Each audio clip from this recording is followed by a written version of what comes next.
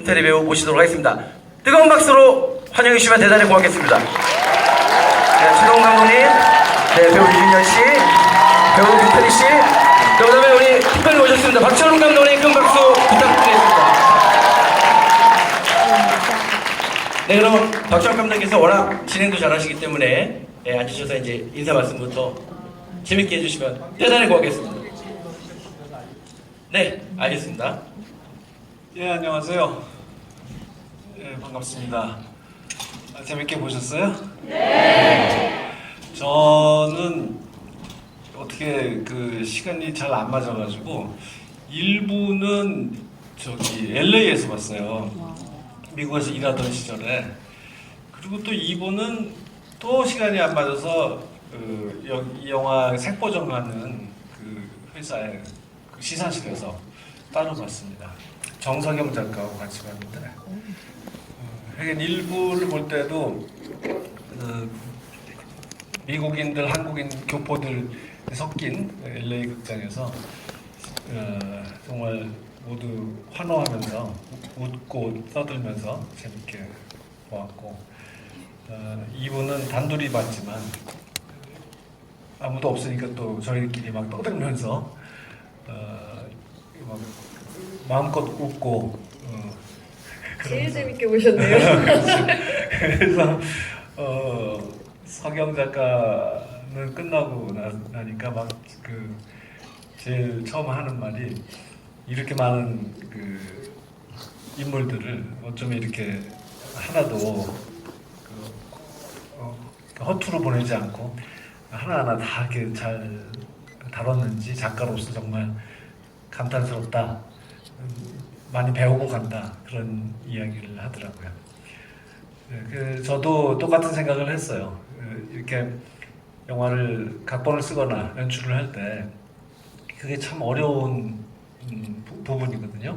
주인공들을 이렇게 세심하게 들여다보고 그들에게 캐릭터를 부여하고 그런 일을 누구나 이제 신경 써서 하는데 조연들 이 영화는 특히 또 주조연이 구별되기 어려운 그런 앙상블 영화잖아요. 근데 이런 많은 사람들을 다루다 보면은 각본을 잘 쓰더라도 또 찍어놓고 나면 편집에서 누군가는 희생되기 마련이고 그래서 하나하나 잘 모두를 이렇게 보살펴주기가 참 어려운데 그런 면에서 이 영화의 성취는 정말 감독의 기량이 아주 물이 오른 것 같은 그런 경지를 보여준다고 생각을 했습니다.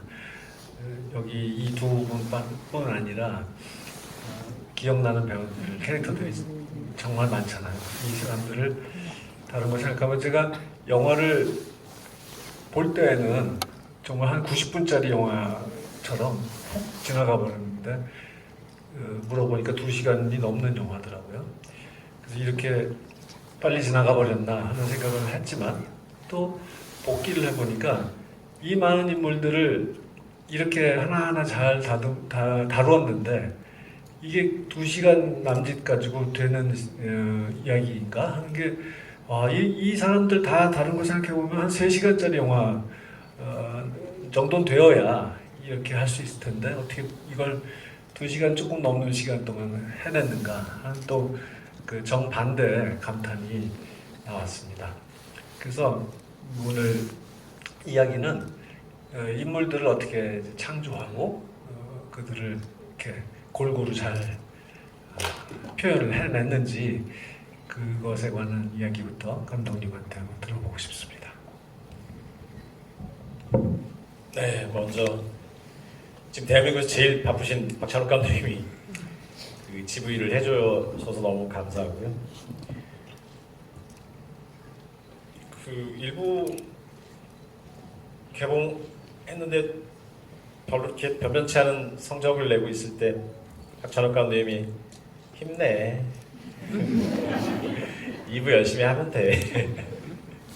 사람들한테 많이 보여주고 얘기도 많이 들어. 그렇게 먼 곳에서 전화해 주셨을 때 너무 감사했었어요. 이제 그 시나리오를 쓸 때 이게 저의 문제인지 전 데뷔할 때부터 시나리오 써서 들고 갔더니 이거는 만들 수 없다라는 얘기를 많이 들었어요. 그래서 이유가 뭔가요? 그랬더니 제 데뷔작이 한국을 행터는 범죄의 재구성이라는 영화였는데 주인공이 5명인 영화를 만들 수 없다는 거예요. 그때 뭔가 큰 의심을 가지기 시작했어요. 보통은 2명이 주인공인 영화들이 거의 대부분이었고 주인공이 5명이라는 건 약간 B급이거나 뭐 좀 보기 어렵다라고 생각을 했었어요. 근데 우리가 세상을 살다 보면 다 제가 주인공, 그러니까 모두 다 본인이 주인공이라고 하고 살아가고 있고 어쩌면 영화에 나오는 인물들도 다 그들이 다 자기 인생의 주인공들이라고 생각한다면 5명의 인물이 나와서 드라마를 끌고 가더라도 그것 또한 어떤 영화가 되지 않을까라는 생각을 했었죠. 뭐 도둑들의 경우는 이제 10명이었고 이 영화도 마찬가지로 10여 명 남짓한데 배우들에게 이를테면 옆에 준열 씨랑 둘이 있을 때는 준열 자기가 주인공이야 라고 얘기를 하고 김태리 씨를 보게 되면 태리야 이 영화 네가 주인공이니 모두 다 김우빈 씨도 그렇게 알고 있고 심지어 두 신선조차도 자기들이 그게 주인공이고 이들은 무릎과 이하는 그냥 지나가는 사람으로 알고 있을 정도로 사람들이 그렇게 얘기를 자꾸 하다 보면 배우들이 그 말의 뜻을 다 알게 되는 것 같아요. 그리고 저는 각 신의 주인공들이 다 있다고 생각해요, 실제로. 그래서 2부의 경우는 이 영화가 처음 일부를 못 보신 분들도 볼 수 있도록 일부에 대한 그러니까 프롤로그는 아니고 약간 서머리 같은 게 6분 정도 흘러나와요. 그거를 저는 1년 반 동안 편집을 52번을 해서 이 영화는 52개의 버전이 있는데요. 그런데 그 중에 앞에 서머리를 할 때 제가 방법을 찾지 못해서 김태리 씨랑 김우빈 씨에게 오프닝이 혹시 김우빈의 나레이션으로 시작할지 아니면 테리의 나레이션으로 시작할지 잘 모르겠는데 이렇게 대사를 나레이션을 적어줄 테니 이거를 핸드폰으로 녹음해서 보내주면 편집하는데 너무 많은 도움이 되겠다 하고 그 둘에게 부탁을 했죠. 그래서 결국 김태리 씨가 이 나레이션의 주인공이 되셨고 정말 수없이 많은 장소에서 네. 핸드폰 녹음을 했던 기억이 납니다. 감독님 잠시만요. 근데 혹시 저는 고려 대상이 아니었나요? 네, 미안하게도 무룩은 고려 대상이 아니었습니다. 왜냐하면 무룩은 이 사건 전체를 아는 캐릭터가 아니었기 때문이죠. 그러니까 저조차도 어떤 신에서 어떤 사람이 주인공이 될 수 있다고 생각을 하고 심지어 나레이션 시퀀스에도 하나의 주인공이 있다고 생각을 해요. 그리고 그 주인공들이 조금씩 바뀌어가면서 드라마가 만들어지고 마지막 장면에서 그들이 다 모여서 뭔가를 위해 싸우는 영화가 되지 않을까라고 생각을 했습니다. 그러니까 적어도 준열 씨는 주인공은 아닌 걸로. 그리고 정말 시간 계산해 보니까 그게 6분이잖아요. 앞에 요약이 그것만 6분이니까 본 이야기는 2부의 이야기는 2시간 내에 훨씬 못 미치는 거네요. 예, 이 크레딧을 빼면은 아마 1시간 58분쯤 되는데 거기서 6분을 빼면 1시간 52분이 되는데 제가 찍은 영화 중에 그럼 가장 짧은 영화가 되는 셈이죠. 10명의 주인공들을 거의 주인공들을 다 그렇게 아우르면서 이렇게 짧은 시간에 해낸 그러니까 이런 인물이 많이 나오는 영화를 지금 벌써 몇 편째 한 거예요. 여러 편을 하다 보니까 진짜 경지에 오른 것 같아요. 그죠? 그래서 2명 나오는 거 못 쓰겠더라고요. 안 써져요. 어떻게 써야 될지 모르겠고. 그러니까 최동훈 감독은 좀 그런 게 있어요. 뭘 하지 말라 그러면 더 하려고 하는 그런 성격이에요. 그래서 처음부터 5명 나오면 안 된다고 하니까 이제 아예 그 길로 작정을 하고 가고 있는 것 같은데 2명만 나오는 영화도 보고 싶다고 제가 전에부터 얘기를 했는데 어쩌다 한 번은 그런 영화도 해볼 만하지 않느냐고. 네. 앞으로는 그런 영화 절대 하지 말라고 이제 얘기를 할까 합니다. 이렇게 두 사람은 어땠어요? 이 처음 시나리오를 읽었을 때. 그러니까 시나리오를 주기 전에는 네가 주인공이야라고 했겠지만 거기에 속겠지만 그 시나리오 읽고 나서까지 속을 수는 없잖아요. 어땠어요? 아니 근데 감독님이 잘못 알고 계신 게 그 387일 촬영을 했지만 저희 배우들이 387일 있었던 거는 아니잖아요. 또 우리가 시간이 극명하게 갈리다 보니까 이게 미술, 로케 이런 현장의 상황들 때문에 과거 씬을 한 달, 두 달 이렇게 찍고 이제 현재 씬을 또 한 달, 두 달 이렇게 찍으면 과거에 치중하고 있는 배우들은 한두 달을 노는 거예요. 이제 그런 식이니까 한참을 놀다가 온 이제 자기가 주인공이라고 믿고 있던 사람은 한두 달 동안 도대체 내가 주인공이라고 했는데 이게 어떻게 된 거지? 그리고 현장에 와가지고 제가 주인공이 아닌가 봐요. 모두가 도대체 이 영화는 주인공이 누구야? 이런 상황이었다고요. 근데 정말 주인공이 누구 같아요? 저는 일부는 무룩일 수도 있다고 생각하고 그리고 가드일 수도 있다고 생각해요. 하지만 이분은 이한이 주인공이지 않을까. 하지만 그렇다기엔 류준열 엔딩으로 택시! 이것은 그럼 네, 그렇죠. 그러니까 이게 비밀인데요. 시작은 김태리 씨로 하고 엔딩은 여기 계신 분으로 하고 하면서 두 분 다 주인공인 거죠.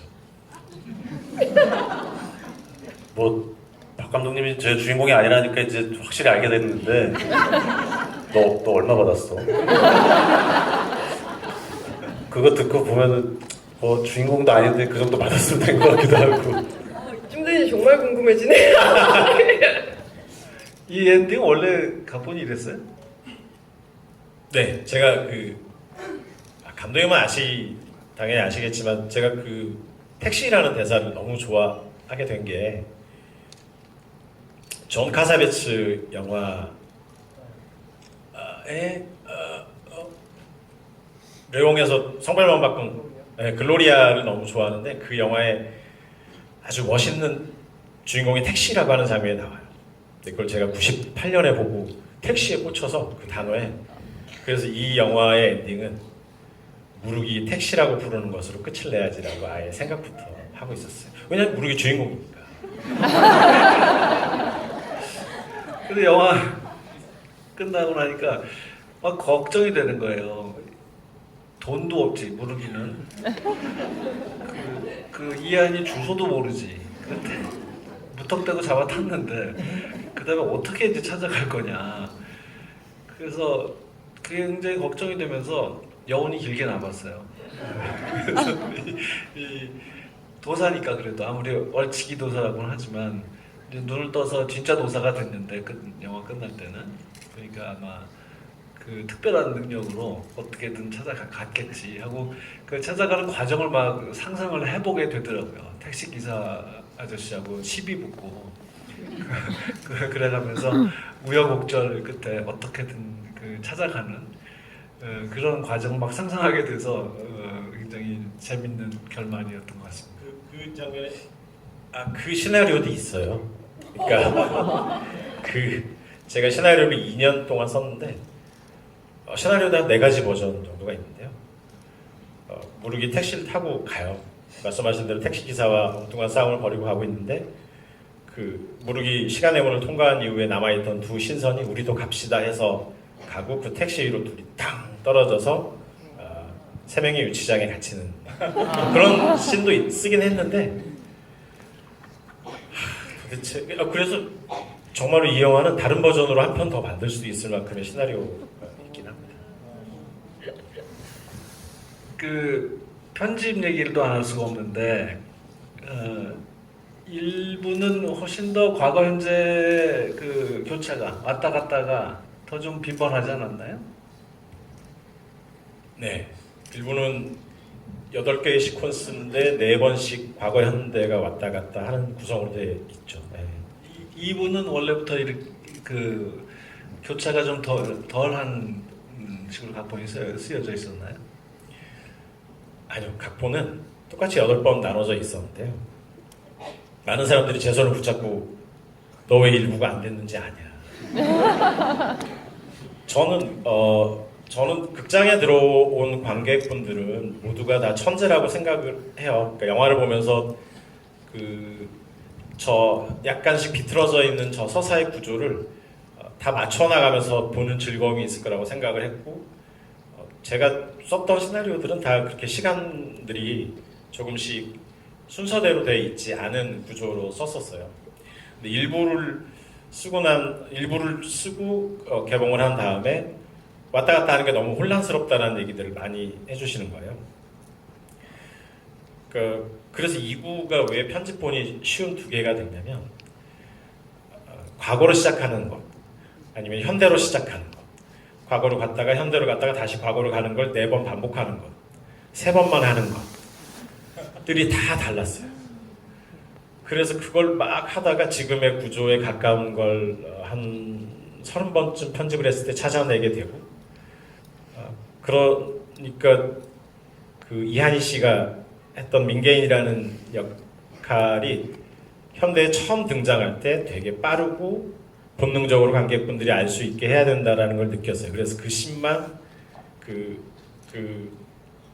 족자에 걸린 능파를 보면서 조상님하고 그 씬을 재촬영을 했어요. 원래는 다른 씬이었고, 그거는 한 서너 개의 씬이 거쳐서 이제 그 과정이 드러나게 되는데, 그냥 하나의 씬으로 재촬영을 하루 만에 저희 사무실 지하에서 하고, 그렇게 해서 이 구조를 만들어내게 된 건데, 저희 연출부 친구들은 감독님 죽더라도 과거와 현대가 다시 4번 반복돼야 됩니다. 파와 아닙니다. 이걸 줄여야 됩니다. 하지만 현대로 시작해야 됩니다. 파와 과거로 시작해야 됩니다. 파가 국권이 나뉘어서 저는 집에 가고 술 취해서 집에 가고 그들만 술 먹을 채로 치열한 다툼을 벌이던 때가 있었어요.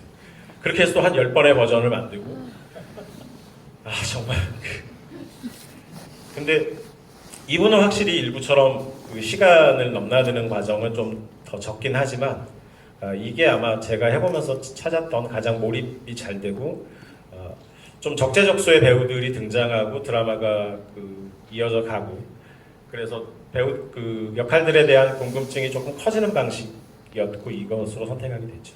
궁금하다, 다른 버전들. 그러니까 만약에 현대로 시작한다면 어떤 씬으로 시작하는 거예요? 현대로 시작한다면 이한희 씨에게 어떤 할머니가 찾아옵니다. 민계인에게. 맞아. 주인공이 또 있어요? 아니, 그분도 주인공이죠. 이제 근데 그분이 내가 학교 꼬맹이 이한이 다니는 학교, 저희가 이한과 이한희 씨가 너무 헷갈려가지고 꼬맹이 이한이 다니는 학교에 이한이라고 해요. 네, 어떤 할머니가 가드를 보게 되는데, 자기가 어렸을 때 자기 동네에 살았던 사람이에요. 차가 있었고 차가 말을 하고 자기가 그 남자를 되게 좋아했었고, 그런데 아직도 살고 있다고 민계인에게 찾아와서 차를 마시면서 조사를 해보라고 부탁을 합니다. 그래서 민계인이 학교로 가서 가드와 제가 누구 이모인데요 이러면서 접근하는 일부의 장면이 그것 때문에 쓰여진 건데, 그렇게 시작하는 거예요, 현대가. 그 장면도 재미있었지만 그 장면의 문제는 그래서 그 장면 삭제되고 다시 족자를 보는 걸로 다시 재촬영을 해서 넣었는데, 그 장면의 문제는 일부가 너무 반복된다는 거예요. 그래서 그게 아마 오늘이 이제 1월이 됐으니까 재작년에 가을에 한참 하다가 담배를 제가 1년 반을 끊었다가 편집실 문을 박차고 나가서 담배를 다시 피면서 큰일 났다 그러면서 고민할 때의 그 이야기입니다. 준열 씨는 그러면 이 각본을 읽고 이 캐릭터에 대해서 이제 어떤 해석을 하게 됐어요? 나는 이거 보면서 자기 안에 뭔가 있다. 좋지 않은 존재가 들어있다. 나는 무엇인가? 나는 누구인가? 그런 깨달음, 그리고 이제 딜레마 이런 것들이 굉장히 중요하게 다뤄지던데, 네. 어떻게 봤어요? 저는 개인적으로 무릎을 이제 제 자신에 빗대어서 많이 고민을 했었던 것 같아요. 근데 이제 결국에는 그 친구가 갖고 있던 힘이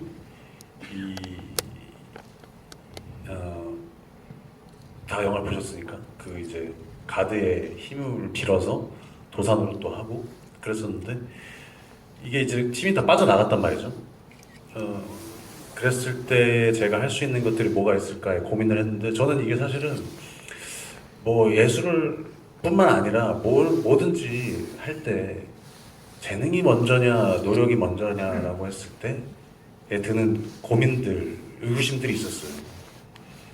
그 저는 재능이 더 중요하다라고 생각했던 사람이었던 것 같아요. 암묵적으로 그냥. 물론 밖에다가는 우리가 노력하면 된다라고 하지만 저는 그 재능이 없다는 어떤 그런 스스로에 대한 컴플렉스랄까요? 그런 고민거리가 있었는데 이 영화를 만나고 무릎을 만나면서 재능과 노력이 이 경중을 어떻게 따질 수 있을까에 대한 고민들을 많이 했던 것 같아요. 지금도 사실 답은 못 내리겠는데 그럼에도 불구하고 많은 용기는 얻었던 것 같아요. 무릎을 보면서. 여전히 많은 사람들이 재능이 있음에도 노력을 하지 않고 재능이 없음을 알고 노력을 하는 사람, 이것들을 우리가 어떤 컴퓨터나 뭐 계산기 탁탁 두들기씩 나오는 것이 아니기 때문에 거기에 대해서 늘 고민이 있는데 무릎으로 인해서 조금 어느 정도 해결이 되고 답을 찾고 있는 과정에 여전히 있다, 이런 것들을 좀 고민을 했고 관객분들이 그런 걸 조금 자기한테 접목시켜서 고민을 해보면 어떨까라는 생각을 많이 했던 것 같아요. 참 놀라운 대답이네요. 그런 생각은 또 못 해봤네.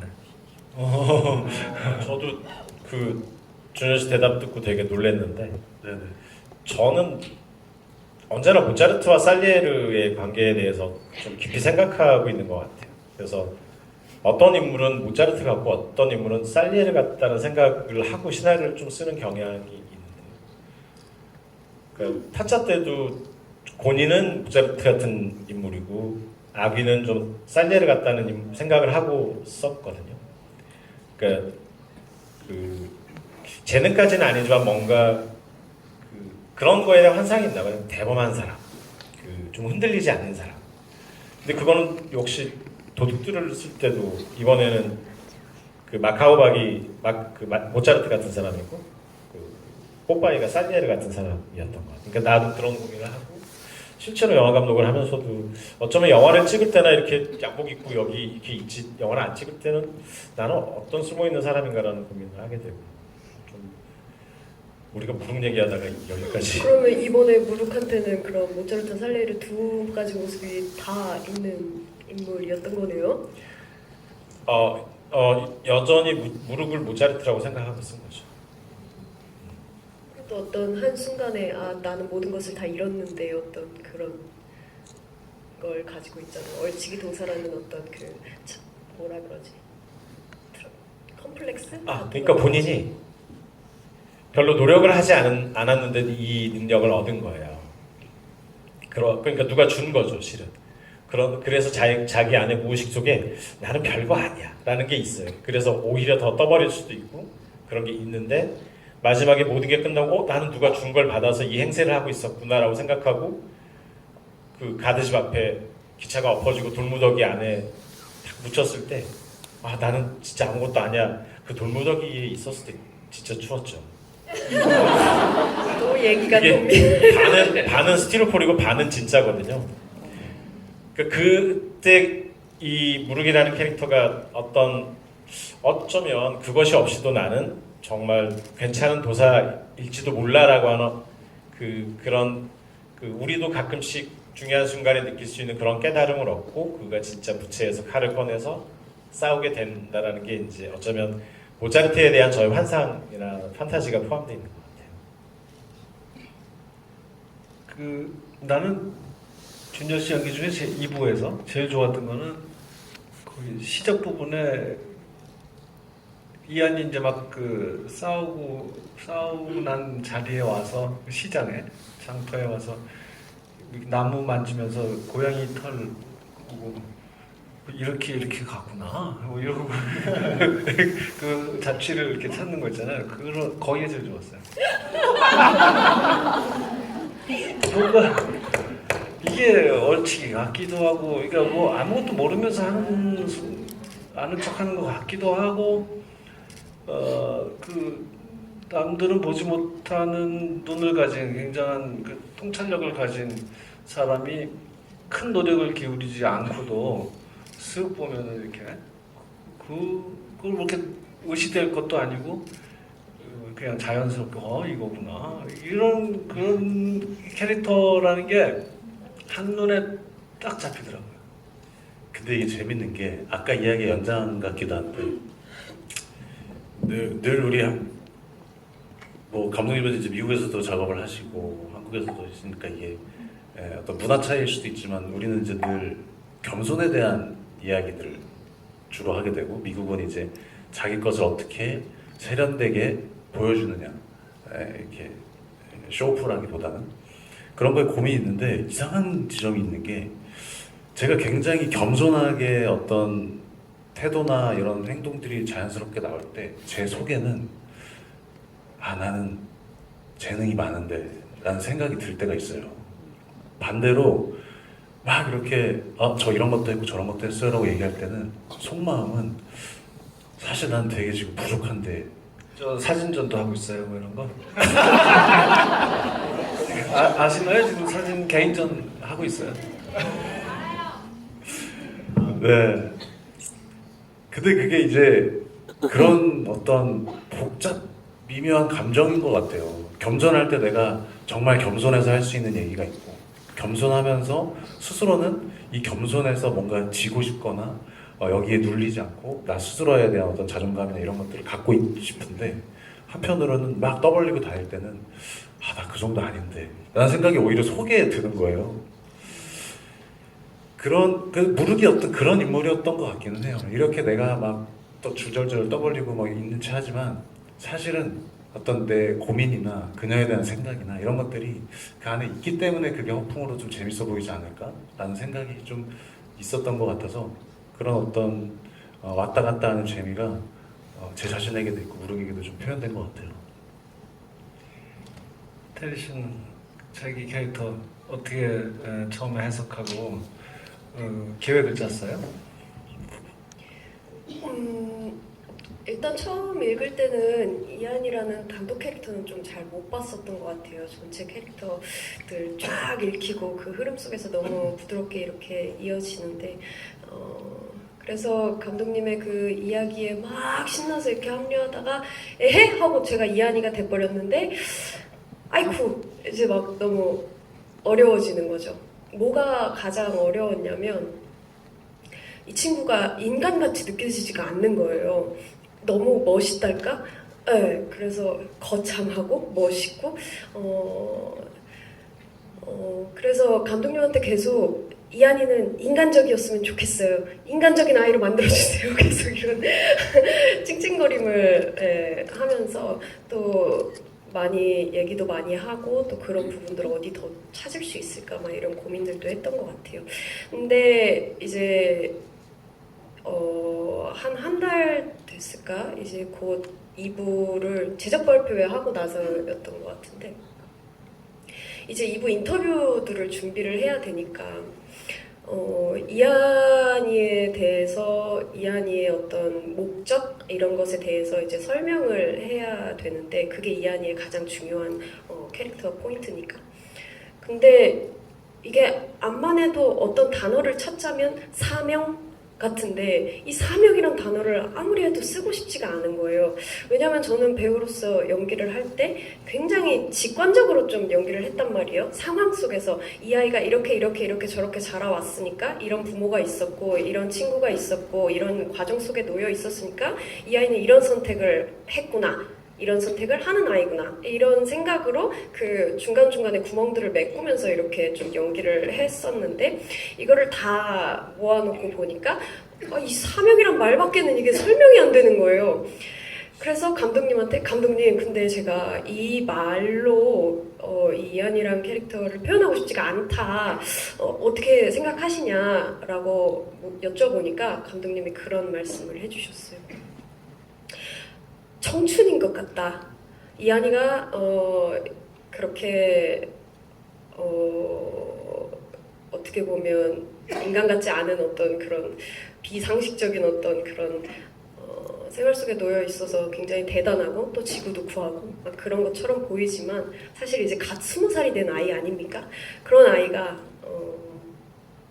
자기만 알고 있는 자기만 알고 있는 비밀을 가지고 나만이 해결할 수 있는 어떤 일을 마음속에 품고 그렇게 세월을 살아온 거예요. 예. 그런 어떤 청춘 그런 걸로 이해를 하니까 너무 딱 이해가 되더라고요. 그래서 어떤 거창한 사명 같은 것이 아니라 그 나이에 아이가 할 수 있는 어떤 그런 생각일 수 있겠구나 하는 생각을 하면서 좀 놀라운 지점이었던 것 같아요. 요거는 이제 촬영하면서는 느끼지 못했던 거고 뒤에 이제 감독님과 얘기하면서 봤던 지점이에요. 특히 2부에서는 이한 테리스 연기가 전체적으로 너무 의젓하다가 그러니까 되게 촐싹대고 뭐 까불고 그러려면 얼마든지 그럴 수 있는 영화 분위기고 그런 인물인데 테리스의 해석이 아주 뼈대 있는 집안의 자손 같은 그런 뭔가 어려서부터 생각을 갖고 성장한 어린데도 그런 생각을 가진 사람이 특유의 보일 수 있는 그런 의젓한 모습이 보였어요. 말할 때도 그렇고 전체적으로 이 영화의 그 과거 속 인물들이 대사를 각본도 그렇고 대사를 연기하는 사람들도 그렇고 TV 사극 드라마의 그 흔한 그런 말투도 아니면서 현대식 말투도 아니고 아주 적당하게 그렇게 점잖고 의젓하고 조금 한국식의 운치나 해학도 있고 말할 때 그 장단도 있고 운도 맞추고 그렇게 그런 것으로 참 잘 쓰여졌고 배우들도 적당한 템포로 다 잘한 것 같은데 특히 테리 씨의 대사가 저는 특히 그렇게 느껴졌습니다. 오늘 이 두 분만 나왔지만 여기 나온 그 훌륭한 배우들에 대해서 언급 안 할 수가 없는데 감독님이 한 명 한 명 조금 짧게 좀 얘기 좀 평가라고 하긴 그렇고 코멘트를 좀 해주시죠. 염정아, 조우진 두 분부터 할까? 염정아 씨는 저랑 영화는 3편이라 이제 이 외계인 2를 포함하면 이제 4편을 같이 했던 배우예요. 제 데뷔작 때 같이 했던 배우셨고 할 때마다 너무 현장에서 편하고 도움이 되고 같이 영화를 찍을 때의 즐거움이 큰 배우인데 문제는 염정아 씨가 드라마적인 연기를 너무 잘해요. 그런데 그분에게는 코미디의 재질이 있습니다. 그래서 모차르트. 타고났죠, 염정아 씨. 그래서 염정아 씨한테 염정아 씨가 물어봐요. 감독님 이거 웃기자고 한 거야? 아니야. 절대 웃기자고 한 거야. 이 사람은 원래 그런 사람이야. 이런 사람이 있나? 이러면서 있지. 이 사람은 신선이잖아. 그렇지. 신선이 이렇게 해도 되지. 그러면서 본인은 코미디를 안 했다고 우기는데 약간씩 그 핀트가 안 맞고 남들보다 조금 더 과장돼 있고 자기 자신의 생각이 언제나 맞다고 생각하고 있어요. 그래서 정아 씨랑 작업을 할 때 너무 즐겁고 테리 씨도 그렇지만 정아 씨도 촬영하고 있으면 옆에서 자기 차에 안 가 있고 꼭 옆에서 이렇게 꾸벅꾸벅 졸면서도 옆에 반드시 있어요. 그러니까 이 현장에 꼭 나는 주인처럼 있고 싶어라고 생각하는 아주 그런 게 좀 있는 것 같아요. 아니 진짜로 왜 여기서 졸고 있는지 제가 이유는 알 수 없지만 옆에 또 조우진 씨는 그 옆에서 책을 보고 시나리오를 읽고 있어요. 저희가 촬영한 지 11개월이 되고 있는데도 시나리오를 읽으면서 이러고 읽고 있어. 진짜입니다. 그래서 우진 뭔가 시나리오에 새로운 게 있나 봐. 그랬더니 이게 정아 누나랑 옆에서 연습을 좀 하고 와야 될 것 같아요. 근데 저는 조우진 씨가 너무 좋아서 이 영화 찍기 전부터 김유성 선배한테 저 조우진 배우랑 술 한번 먹고 싶은데 소개시켜달라고 해서 같이 맥주를 먹고 그리고 꼭 이 배우랑 같이 해야지라고 일을 하게 됐어요. 그러니까 악당 조우진 씨가 하는 악당 진짜 끝내주고 있잖아요. 근데 악당도 잘하지만 그 우스꽝스러운 역할도 되게 잘하는 거예요. 근데 저는 우스꽝스러움을 너무너무 높은 단계의 연기라고 생각하거든요. 그것은 대충 우스꽝스럽게 하면 우스꽝스럽게 여겨지지 않고 거기에는 천연덕스럽고 시치면 뚝 떼고 가야 되는 그 좀 내공이 필요하다고 생각해요. 조은희 씨는 근데 말이 좀 느린 편이에요. 그래서 언제나 우진 조금만 더 제발 대사할 때 숨 안 쉬어줬으면 좋겠어요. 이러면서 정말 어느 누가 코미디가 너무 과한 게 아닌가요? 라는 질문이 있는데 저는 적정선에서 저희 이성의 끈을 놓지 않고 갑옷으로 철저히 무장한 채 이 영화를 찍으려고 했는데 그 두 배우만 앞에 있으면 막 무장해제가 돼가지고 약간 저도 이상해지는 것 같아요. 김우빈 씨도 이 제3의 주인공이죠. 나 이번에 참 조우진 씨가 이성계가 왕이 됐냐고 묻는데 그래서 거기 그러니까 이걸 고려시대로 한 이유는 이 영화를 저는 복식을 좀 자유롭게 하고 싶었어요. 조선시대 복식은 언제나 많이 보는 거니까. 그래서 고려시대 때 복식을 연구하고 그 복식대로 입으면 좀 더 배우들도 편할 테고 그리고 실제 그 고려의 문화 이런 게 너무 좋더라고요. 보면 볼수록. 근데 일부 상영을 하고 나서 옷이 중국식이라는 거예요. 아닌데 이 고려 옷 그대로인데. 그러니까 저희가 고려 옷을 잘 모르니까 그게 마치 중국식이라고 생각을 하나 보더라고요. 그러니까 그럴 가능성이 있는데. 그리고 두 번째 이유는 꼭 그 대사를 하고 싶었어요. 그러니까 조선이 건국되기 전해쯤에 벌어진 일이어서 아마 그 민초들에게는 이성계가 왕이 될지 고려가 망할지 말지가 되게 궁금한 시대여서 현대로 왔을 때 딱 그 대사 한마디만 쳐도 이제 관객들이 그냥 재빨리 이해할 수 있게 하려고 미리 준비해놓은 대사. 그런 생각이 들었어. 뭐 다른 영화에서 1980년대 인물이 23세기에 떨어졌는데 제일 먼저 하는 질문이 전두환이 대통령이 됐어요? 뭐 이런 그거랑 똑같습니다. 네, 그렇죠. 예, 그리고 다음 김우빈? 김우빈 배우는 뭐 인연이 너무 깊죠. 이 전에 하려고 했던 영화에 같이 하려다가 조금 일이 생겨서 미뤄지고 그래서 반드시 우빈 씨랑 같이 하고 싶다. 어떤 역이라도. 그래서 우빈 씨가 작은 역이라도 하겠다고 그래서 처음에 가늘은 작은 역이었어요. 시나리오를 쓸 때. 그런데 우빈 씨가 점점 건강이 회복되고 저 액션도 좀 할 수 있을 것 같은데 그러면 액션 또 계속 쓰고 그러다 보니까 가드의 역할이 커지게 된 거예요. 근데 가드는 좀 심심하고 재미없잖아요. 너무 우직하고 아까 테리 씨가 얘기한 대로 사명이 너무 강한 캐릭터니까 제가 그런 캐릭터만 써서 너무 재미없을 것 같아서 썬더라는 캐릭터를 다시 만들어서 1인 2역을 하면 재밌지 않을까 해서 하게 된 거고 제가 우빈 씨가 했던 장면 중에서 가장 좋아하는 건 이들 모두가 다 현대로 갔는데 무릉만 다시 병단정에 남아있을 때 썬더에서 나와가지고 이 무릉이 하면서 이마를 때리는 장면이 있어요. 저는 그 장면을 너무 좋아하고 지금도 후회하는 건 한 대 더 때리게 할 걸 생각이 들어요. 근데 그게 실제로 때려야 그 소리가 나거든요. 근데 준현 씨가 우빈 씨보다 나이가 많죠. 오늘도 제가 누구라고 얘기 안 하겠어요. 그래서 그랬더니 제가 우빈이보다 살짝 많쳤더니 네가 많아? 그거를 오늘도 난 들었어요. 같이 했던 배우한테. 우빈 오빠가 워낙 어른스럽게 보이니까. 그렇지. 다 달리 얘기하면은 애가 뜨는 거야. 뭘 길게 뭐, 말해. 무슨 얘기하고 있었죠? 그러니까 자기가 만든 장면이 좋았다고. 한 대 더 맞았으면 더 좋았을 거라고 생각하고요. 이제 이 영화를 찍을 때 제가 너무 어려웠던 장면은 이 모든 일이 끝났어요. 이제 썬더는 비행선을 타고 우주로 하바를 다 끌고 우주로 갈 거고 이 모두는 다 헤어지는 장면인데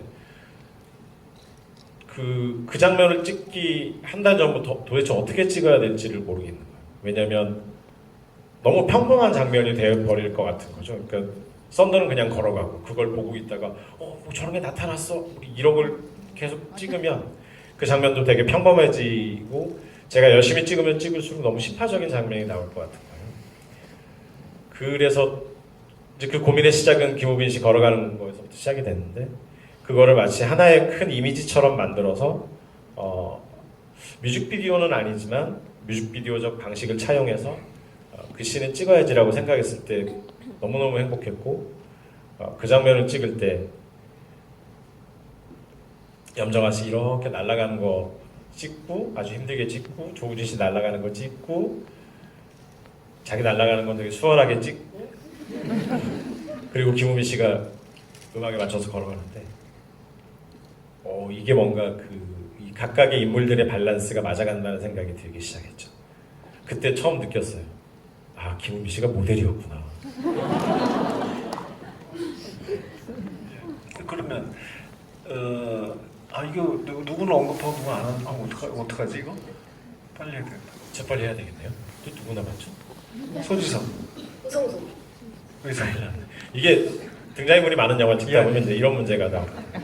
소지섭 씨는 잘생겨서 멋있어서 캐스팅했습니다. 실은 소지섭 씨는 이전에도 뭔가 제가 어떤 작품에 같이 하려고 했었는데 그게 잘 안 됐었어요.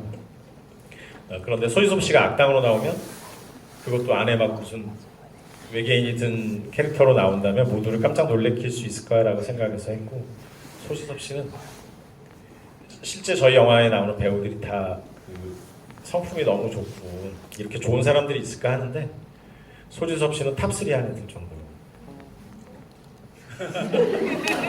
나머지 둘 얘기 안 했잖아. 아니 여기 있는 나머지 두 누굴까요? 명을 그러니까 그리고 이한희 씨 아까 얘기한 걸로 가름하고 가장 이상한 우리 능파